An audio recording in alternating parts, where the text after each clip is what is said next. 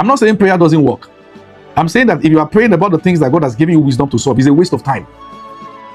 It doesn't work like that. And it is important we understand. In fact, most times our go-to understanding about national transformation is that we receive prophecies that the sitting president will die. I'm sorry.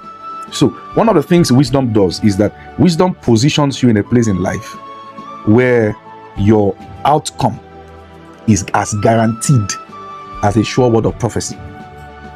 I want us to understand that. The same way you can take the result of 2 + 2 to the market that it will always be 4. It's the same way when wisdom is applied in a person's life, you can always guarantee that the outcome will be this. I want you to understand that a believer ought to have a future that is predictable. And the guarantee for that to happen is wisdom. That you have access to quality information. You have access to quality opportunity to be transformed, and you put those things in your life and you watch your life turn around. It is easier to relinquish the responsibility about your life to God. And sometimes, in fact, I will have said that Africa is the most prayerful continent, except that I don't understand the content of the prayer sometimes. Because oftentimes the content of the prayer is we abdicating responsibility to God for the things that God has determined that we should be responsible about. We pray that God will build Nigeria for us. Meanwhile, if we understand the Bible the way we should understand it, we have the wisdom in it to build it. In fact, I'm going to say this because this is a mentorship session. I really do not think that Africa received religion well.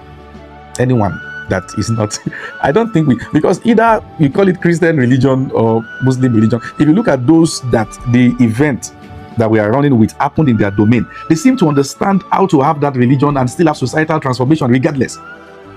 It's like there's a way we took the baton and we ran backwards with it. So it tells us that there's a gap in our understanding. I'm not saying prayer doesn't work. I'm saying that if you are praying about the things that God has given you wisdom to solve, it's a waste of time. It doesn't work like that.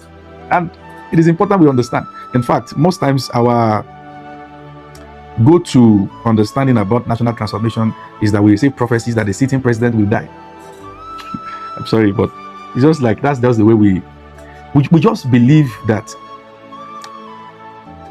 we just believe that there's going to be sudden interruption for the things that we ought to build. And that's why I tell people, if you are going to do well in life, miracle is not the strategy for success. Principles are.